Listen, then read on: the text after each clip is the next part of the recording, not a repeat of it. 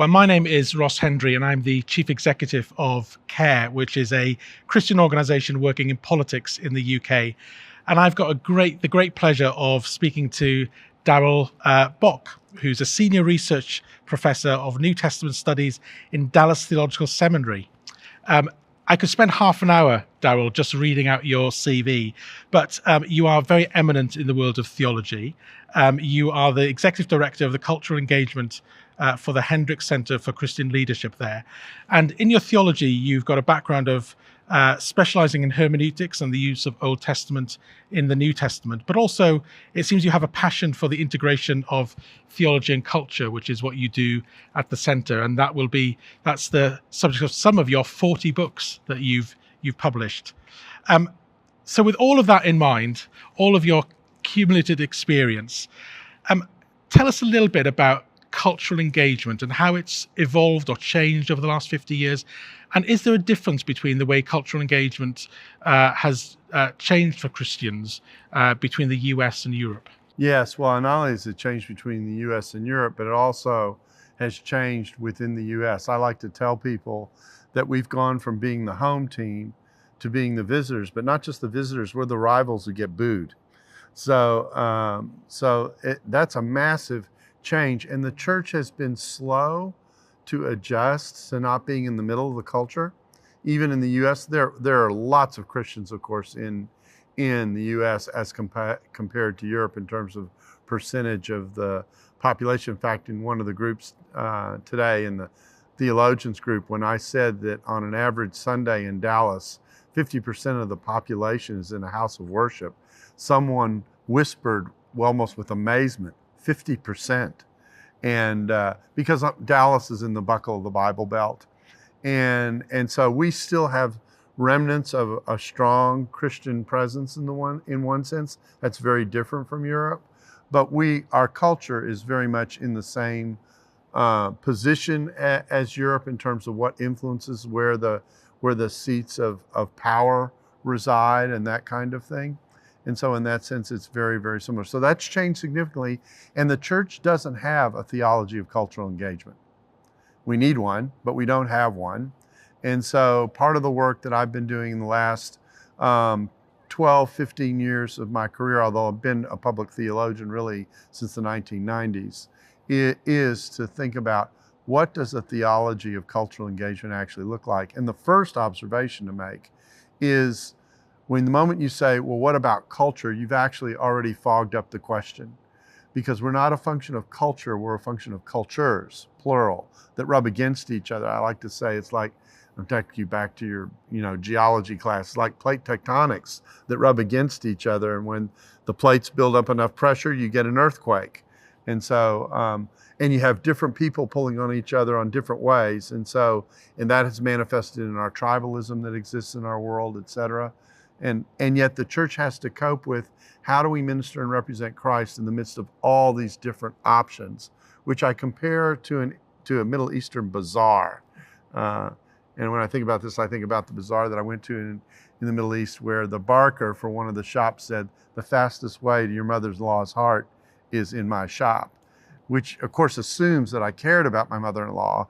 But having said that, I say, the world is full of choices. It's like a Middle Eastern bazaar. There are many booths, and some of those booths are pretty bizarre. And so how do you minister with that array of difference in front of you? That's the challenge of cultural engagement.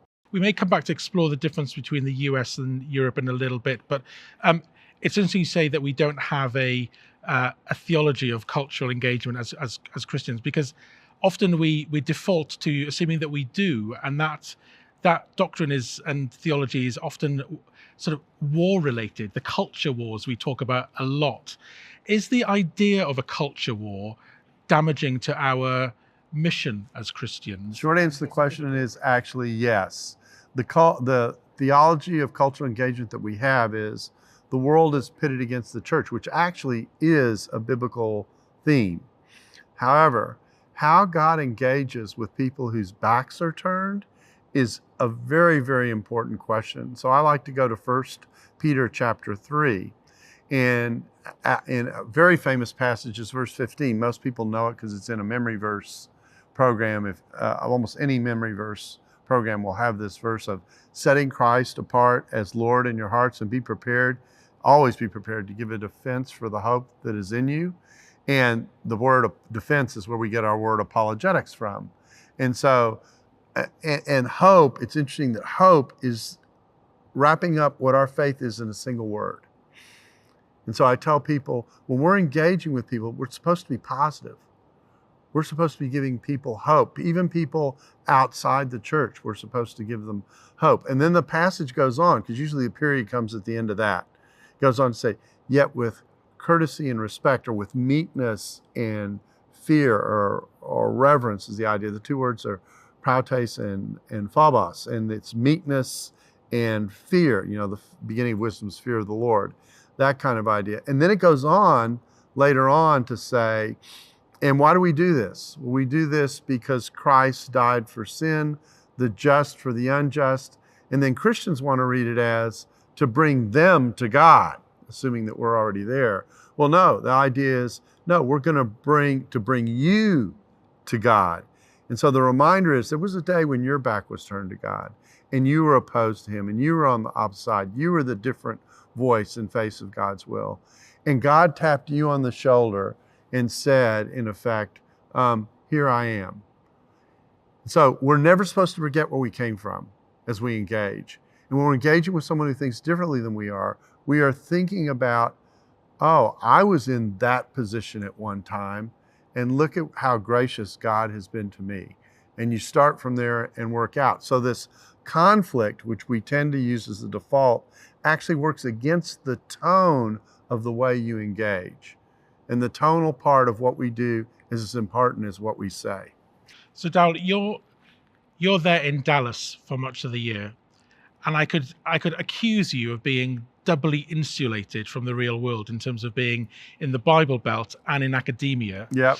So tell us, how does that work out in reality? I mean, do you know somebody of a different opinion, different viewpoint to you, so you are engaging them with that message of hope? So I let down my hair, and like Rapunzel, I came out of the ivory tower.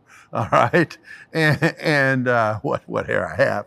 And yeah, I mean, I spend a ton of time away from the Dallas area. I'm out as much as I'm in Dallas, and I've spent much of my career in public space interacting with people.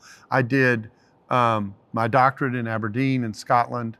I did 4 single years in Germany on sabbatical. I go to Australia and New Zealand every other summer. I'm in South Africa on those odd summers. I'm in India on a regular basis. So I'm out a lot. And so I've had a glimpse of what goes on in different parts of the world. In fact, I tell people that each of those places is different. And so I've developed an understanding of what a shift of context means for how you think about engagement and that kind of thing. And I've watched and listened and tried to learn from others who are in other environments where it's not as doubly insulated, to use your phrase. I'm feeling nice and warm now, as Dallas can and is, although, you know, Dallas is a big cosmopolitan city with a lot going on. And that has certainly shaped me. The time that I spent overseas, really from the very beginning when I did my doctoral work, has shaped me. In fact, I went overseas on purpose because I saw Christianity declining in the US, and I said, I want to go someplace where Christians are having to deal with what this means. So I ended up in Aberdeen in Scotland, because all good things that are challenging end up in Scotland, even though the British don't feel that way. It's the cold and the granite that's filter everything. That is so true. A grayer place I have never been. So we're talking about engaging with people, but then there's a temptation to make it a sociological problem, not a spiritual problem. So tell me a bit about how you think, is this a sociological problem, a human problem, or are we fighting against deeper forces, and how does that impact our theology? It's all the above. It's a sociological problem, and it is a human problem. I was telling the Theological Network group today that my lens is theology, but sociology helps me understand the context. And so It's a combination of the way demographics work and what's going on in a particular area in a specific context. That's where the sociology comes in. But it's a human problem. And ultimately, it is a spiritual problem. And the way I like to see it, kind of 2 points, is first, when you are engaging in a different kind of context and getting kind of a read of what's going on, you're trying to get a sense about where someone else is. And in our context, in a lot of contexts in Europe, it's how do you speak to someone about God who doesn't even have the category of God? They don't have a theological bone in their body. So you pull out and you want to say, well, the Bible says, which means absolutely nothing to them.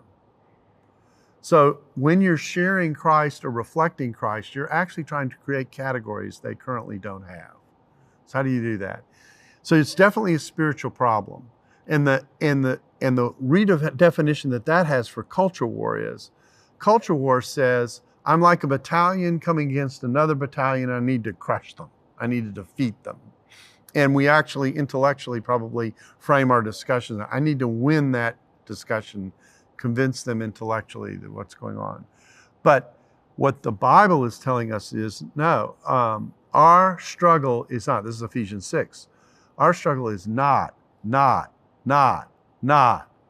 that's emphatic, against flesh and blood, but against the spiritual forces of darkness. And the Greek word in that verse involves the term cosmocrat. I tell people, if you think a bureaucrat is bad, you should meet a cosmocrat. And so this is a spiritual battle. It requires spiritual resources. And here's what that means in our world. People are in danger, or the Bible says people are blind. Only they don't realize they're in danger, and they don't realize that they're blind because it's spiritual. The spiritual forces work incognito, and they're not even recognized to be there. So it's one thing to try and rescue someone or help someone who's kidnapped and knows it, but it's another thing to try and rescue someone and help them when they don't even have a clue that there's a problem. And so that between the change of categories on the one hand that you're trying to have to introduce and this working incognito, that's the challenge of cultural engagement. And the cultural engagement that I like to emphasize has a heavy relational dimension to it. It's not about what's going on in the head, it's about what's going on in the heart. And so that means connecting with the person at a relational level, interacting with them at a relational level, seeing what makes them tick. I call it getting a spiritual GPS reading on someone. When you're getting a spiritual GPS reading on someone, you put your doctoral meter on mute. Okay, it's going to go off, but if it goes off, you don't do what your gut tells you to do, which is, okay, here's the rebuttal. No, you put it on mute and you ask more questions. You're trying to find out what makes them tick. How do they see the world, et cetera. You're not interested in whether they're right or wrong. You're trying to understand how they approach things, what their whys and wherefores are. And when you take that much relational interest in who they are and let them tell their story, you've actually set up for the opportunity when it's your turn, when you get to tell your story. And then that oftentimes opens up all kinds of doors. So let me sort of push into that, lean into that a little bit, because I know we sort of said that culture is a very nebulous term in many ways, but we do live in a world often where tough conversations and negative conversations are avoided because it's all about affirmation and empowerment. So how do you have, with a heart for somebody, how do you have the tough conversations without it either avoiding difficult truths and challenging, but then on the other hand, avoiding becoming overly negative and confrontational? Well, the first thing you have to do is understand how conversations work, just at a human level. There's the term here is triphonics. We'll give you a technical term. You're improving my vocabulary no end. Okay, so triphonics means there are three channels operating at the same time. It's like quadraphonic sound, and go back to a way sound was done in a previous era. And so there's the topic that you talk about. There's the lens that you look at it with. All I have to do if I'm in the United States is say CNN and Fox. They're looking at the same reality out there, but the lens with which they are looking at it with, when you hear them describe what's going on, you wonder if these people live on the same planet. And that's because lenses cause us to focus on certain things, but they also, because we focus on things, may prevent us from seeing certain things at the same time. So how do we cope with that. And then underneath that, which is actually the driver in most important conversations, is how is my identity and interest wrapped up in this conversation? So what you're trying to do in your conversation, you're trying to get down to that lower level. That's why I talked about getting a spiritual GPS reading on someone, because you're trying to see what makes them tick. You think you're talking about this topic, but you're actually talking about the things underneath it that are driving the conversation. And you want to get down to those things because that's what you want to talk about. And what you're looking for either are values that the other person may have that you may share, but that they apply in one way and you can apply in another, which opens up the door for there's an alternative way to think about this and you can bring in the gospel. Or sometimes you're trying to simply identify exactly where your disagreement lies. And then you go after it. So we're not talking about simply affirming someone. This is sometimes called convicted civility. It's sometimes called faithful presence. As you engage, and you're trying to help people connect with them relationally, and having done that, then to have your conversation, even about your difference. And if you're a good listener and you've made the emotional investment to signal to the person that they matter as a person, you know, if I just come straight at someone against them, usually they will react defensively. If someone comes straight at me, I'm going to react defensively. But if I make an effort to connect with them, then if there's a hard part of the conversation and I've established at least some sense of trust at a relational level, I'm in a better place to be heard. That's great. And I'm going to use your analogy of the lenses and the focus. And I've been zooming in and I'm going to zoom back out a little bit now. Okay. And ask about hope, because you used the word hope earlier. Yes. And maybe this wasn't the phrase you used, but I took away that we are to be agents of hope in the world. Ambassadors of hope. Ambassadors of hope. That's even a better phrase. Okay. But that's all well and good until you come to the harsh realities of life. And you've traveled enough to see there are dark corners of this world that are very broken and sin is pervasive. Hope almost seems a cruel joke in some of those circumstances. That's right. So how can we be ambassadors for hope, even and maybe particularly in those dark corners and those difficult areas? Well, you have to call out darkness when it appears. That's the short answer to the question. I got asked in one of the groups this week. So, you know, I'm in the Ukraine, and when there have been situations where the enemy is not only trying to, you know, bomb us, et cetera, but there's rape and pillage and all those kinds of. How do you have a winsome conversation in that context? Okay, that's a great question, because there's nothing winsome about what's going on. And I said, well, actually, part of hope is making clear one of the core elements of Christianity that people struggle with, whether they're in the church sometimes or outside the church, and that is you're accountable to the living God, whether you recognize it or not. Which means that sometimes the way to express hope is to call it as you see it, which is this is evil, this is destructive, and to confront that. So we're not talking about not being confrontive, but how you walk into that confrontation and how you approach it and how you engage with it means everything in terms of being able to try and deal with it. And sometimes you're dealing with someone who is committed to evil and has no interest at all in being responsive in any way. When that happens, you know, that's when the Bible prophets wake up and begin to speak, etc. But you're not going there by default. You're trying to work your way to see where the situation is, and then if the GPS reading screams out evil, then you've got to address the evil that is there. So when the Bible talks about us being reconcilers, yes, and ambassadors of reconciliation, there may be different paths that we have to tread to be good ambassadors. That's right. In terms of what we're confronted with. So are there some tips beyond what you've already shared in terms of how we can be effective ambassadors? So what I'm thinking about is kind of a toolkit, okay, that you have about what it is that you're ready to speak to and how you go about it. You know, when are you confronting and when are you trying to discover what's going on, et cetera. And think of it as something that kind of has to rotate. And depending on what you're running into in the context, you're wrestling with, all right, what do I need to do here? This is where, for lack of a better term, wisdom is necessary, because you're making judgments about what the particular context you're in demands. You know, I don't want to up the scale of hostility if I don't have to go there. On the other hand, if I'm in a very hostile environment, then I need to be prepared to handle it in light of where I find myself.